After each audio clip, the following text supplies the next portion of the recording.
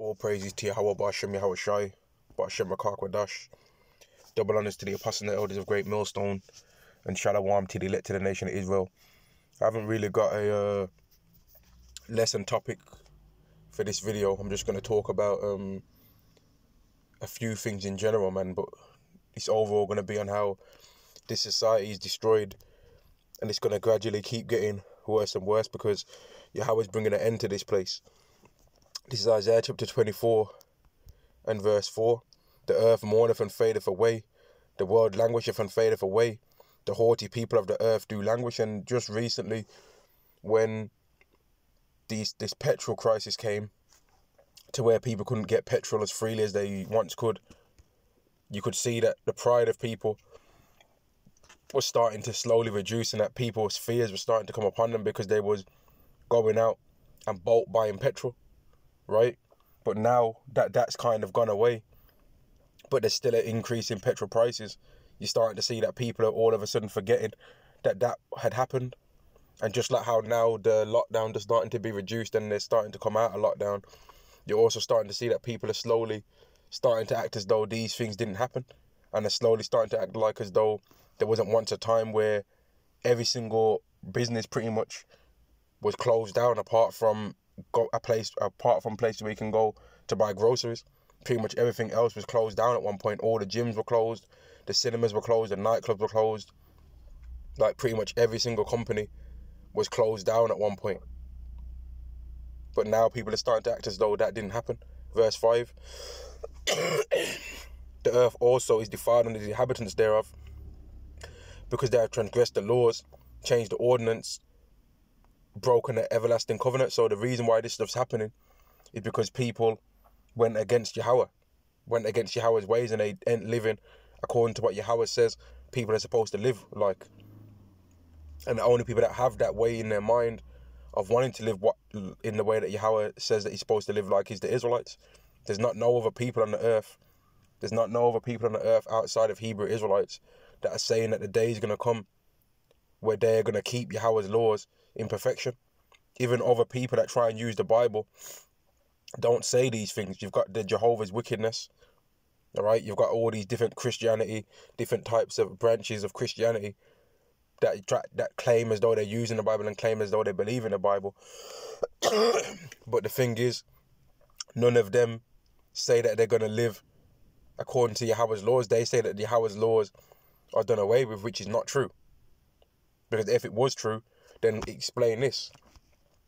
If Yahweh's law is done away with, then how can it be that the day is going to come where we're going to keep Yahweh's laws? This is Hebrews chapter 8 and verse 10. For this is the covenant that I'll make with the house of Israel after those days, saith the Lord. I'll put my laws into their mind and write them in their hearts, and I'll be to them a God, and they shall be to me a people. And they shall not teach every man his neighbour and every man his brother, saying, Know the Lord, for they shall all know me. So like, for all shall know me, from the least to the greatest. So that's what's coming to the earth. The Hebrew Israelites keeping all of Yahweh's laws. Yet for some reason you've got people lying and saying that the law's done away with. Yet the reason why the world is in such a state as what it is because people are not following God's laws, and therefore the earth isn't being ruled under its proper manual that makes it be able to function in its best way. Like these people that are on the earth, they don't understand that they're evil. They don't understand that they're wicked, but it's going to be manifest that they are when Yahweh brings his wrath upon the face of the earth. And this is what people are going to be saying. This is Wisdom of Solomon chapter 5 and verse 13. Even so, we in like manner, as soon as we were born, began to draw to our end, and had no sign of virtue to show, but were consumed in our own wickedness. These people are going to know that they was consumed by their own desires, by their own wickedness, by their own passions, and not thinking about the future where Yahweh's God is going to change this world and judge it for its wickedness. They didn't consider these things. They thought that that they were just going to be able to do whatever they wanted to do. This is 2 Ezra chapter 9 and verse 2. Then, in fact, verse 1. He answered me and said, Measure thou the time diligently in itself, and when thou seest part part of the signs past, which I have told thee before. Then shalt thou understand that is the very same time when in the highest shall begin to visit the world which he made, which Yahweh is doing right now. He's starting to slowly push Esau to sharpen the sword more and more, so that Esau can get ready to start causing harm to those that Yahweh sanctioned harm to be done unto. Esau is going to be able to get to do things to people because Yahweh is going to allow that harm to be done to certain people. And Yahweh is he's gonna visit the world that he made, man. He's gonna send Yahweh Shai to this earth to gather the elect and to also bring destruction upon this earth. Then let me get a scripture on that.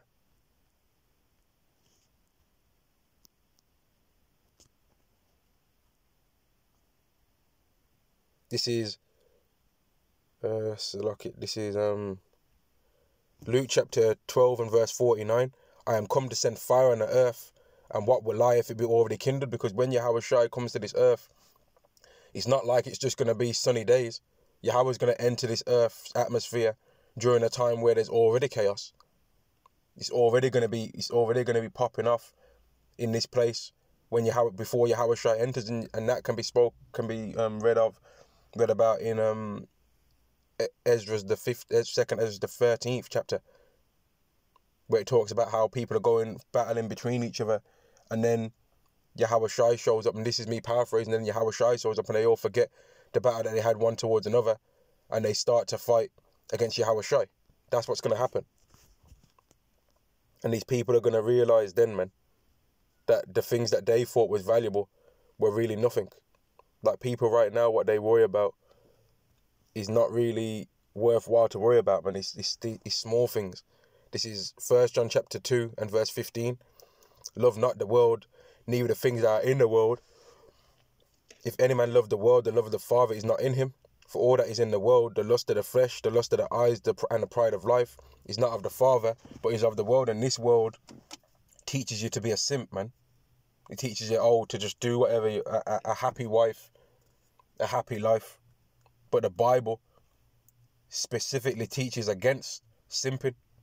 When you read the Bible, it specifically teaches against just like lusting after a woman, after what she looks like. It teaches you to not be a man like that. It teaches you to be against just being like that. It teaches you to seek out a virtuous wife, not just a pretty wife. And let me get some scriptures on how the scriptures are against just lusting after women and being like that, man.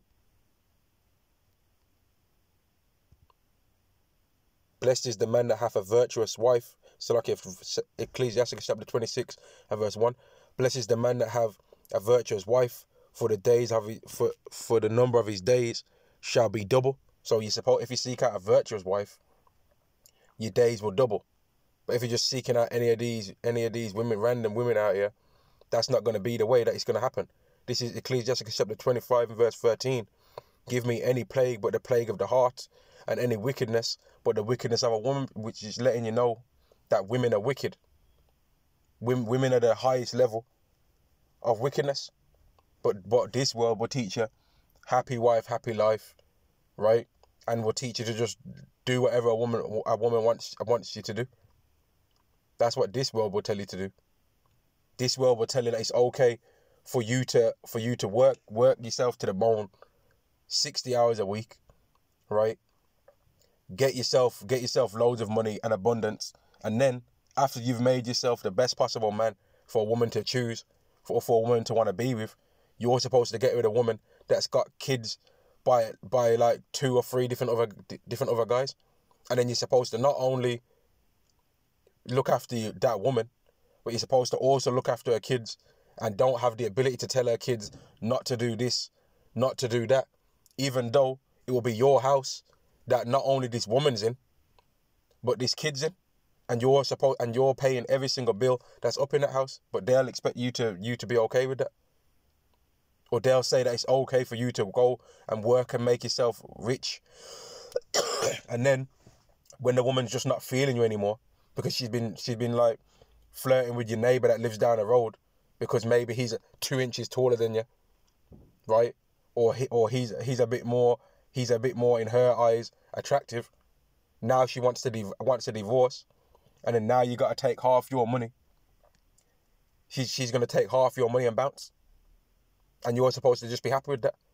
Or this society teaches that it's okay for women to sleep with a guy, right? Sleep with another guy.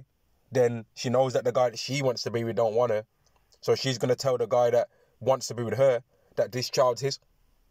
And then wait until that man's like done put 18 years of finances into that child's life. And then be like afterwards, it weren't your child. And that man's supposed to be happy with that. Or they teach that it's okay for a man to so-called, it's not okay for a man to so-called cheat, right? And then when the woman finds out, it's okay for her to slash his tires, bust out his car windows, trash his house, destroy his property. But even though the Bible says that it's okay for a man to have a wife, so if you're trusting in this society, you've got a lot of growing to do, man. Let me carry on this. This is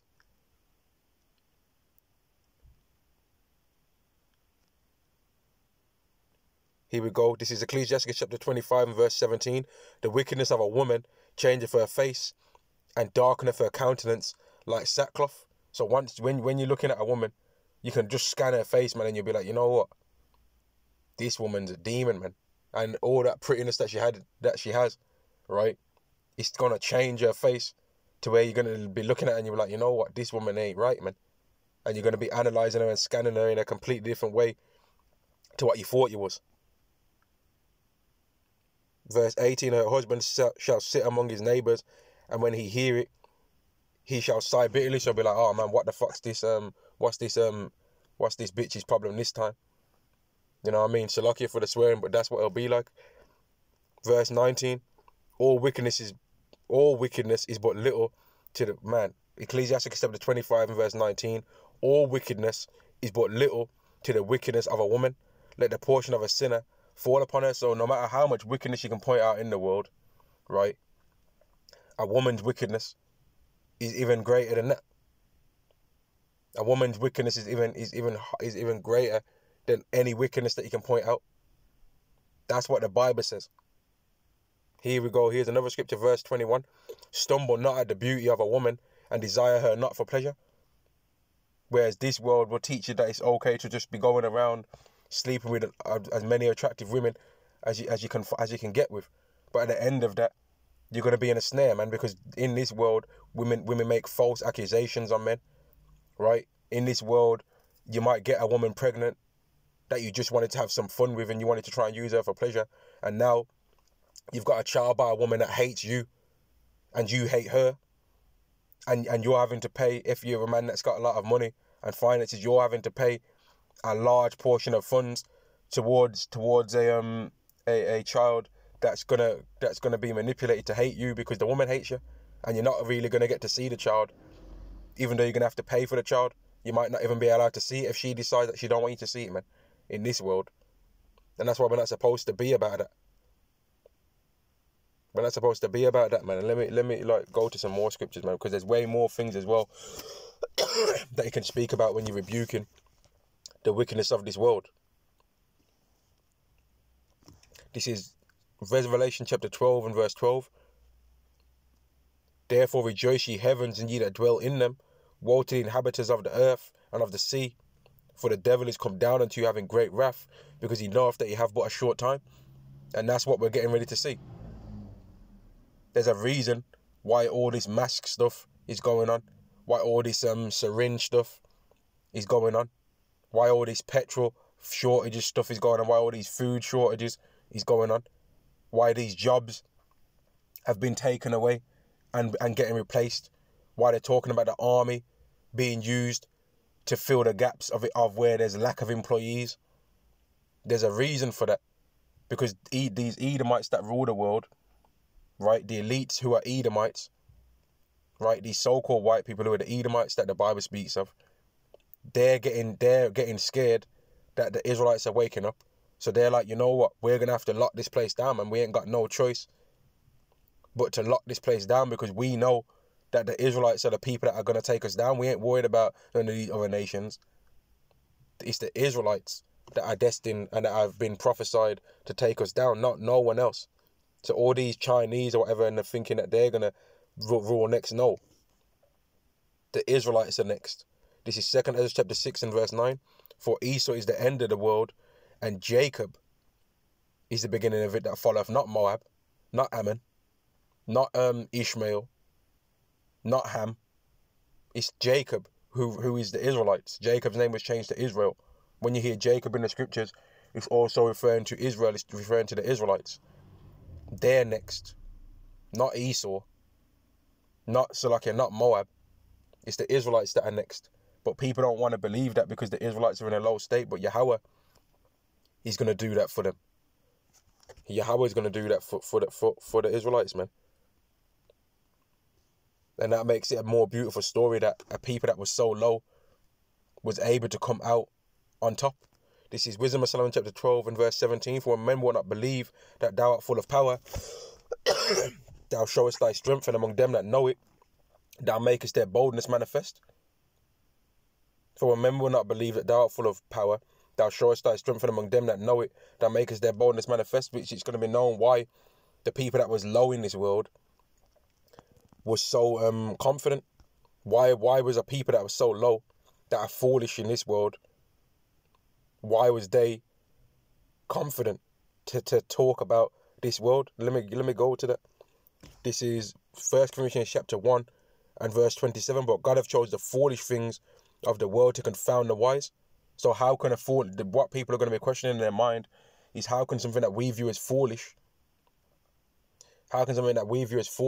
be bold? Why is he bold to say that he's going to rule next? Why has he got such confidence? Why is he saying all these things about his God, and why is he talking in this way? They're not going to be able to understand that. Verse 27, but God hath chosen the foolish things of the world to confound the wise, and God hath chosen the weak things of the world to confound the things which are mighty. Because we're weak in this world, despite how, I don't care how many push-ups you do, how many squats you can do in a row, right? If you're an Israelite in this world, you are weak. You're not mighty, right? Because no matter how many of these professional athletes that are Israelites you see, right? No matter how good they are at these combat sports, who do you see behind them the majority of the time? Esau, some frail Edomite with his hand on his shoulder, and the Israelite warrior is like, well, I don't know who I'm going to fight next. You're going to have to speak to my team. And that team is usually a group of Edomites behind him. That's usually who the team is. Verse 27, but God hath chosen the foolish things of the world to confound the wise, and God hath chosen the weak things of the world to confound the things which are mighty, and the base things of the world, and the things which are despised have God chosen, yea, and things which are not, to bring naught to things that are. And we are despised in this world. If you go into any shop, right, the majority of shops that you go into in this world, if there's a security guard in that shop, the security guard will just be chilling in the shop, right? And as soon as an Israelite walks in, all of a sudden now, the security guard realizes that he's on the clock and wants to follow you around the shop. And I even heard a story of Apostle Tahar from Great Millstone, right? Apostle Tahar, everyone knows Apostle Tahar. Apostle Tahar talking about how he has had security guards follow him. He's mentioned that he's had security guards following him around, and he's 60 plus years old, man, if I'm not mistaken. But security guards will still be following him around as if he's gonna steal something, and he's an old man. So how much more when you're a man half the age, or a man 15 years younger, and you're more in the fullness of your strength? They're gonna be harassing you even more, man. That's disgusting. That old man will be followed around the store like he's gonna steal something, but that's the curses at the same time as well. Verse 28, and the base things of the world and the things which are despised, we're despised. And we're the base in this world. But in the new world to come, when the new heavens and the new earth is created, we're going to be the things that are glorified, man. We're going to be the top. We're not going to be the bottom. We're going to be the head. And everyone else is going to be the tail. And the base things of the world and the things which are despised have God chosen, yea, and things which are not, to bring to naught things that are, that no flesh should glory in his presence. So that's the reason why. so that no one can be cocky and be like, you know what, I knew I was chosen. No one that's of the elect is going to be like, you know what, I know I'm the chosen, man. I know I am. I know I'm getting on a chariot. The people that are of the elect are going to be hoping that they're of the elect, because they're going to not have done certain things in their life that they're going to be like, you know what, I don't even like looking at myself sometimes, man, because I don't even like the sins that I know I've committed. And they're going to be like, man, it's going to take a lot of mercy for me to receive salvation. But yeah, man, I thought I'd just make this video. I thought I'd make this video to go into how this world is ultimately wicked in overall, man, and how Yahweh's gonna bring this place to judgment, and how Esau is also gonna be used to bring these judgments, and how it's not good to get comfortable in this place because a new world's coming, and it's gonna be ran and ruled by the Israelites underneath Yahweh Shai. Shalom to the nation of Israel. Shalom.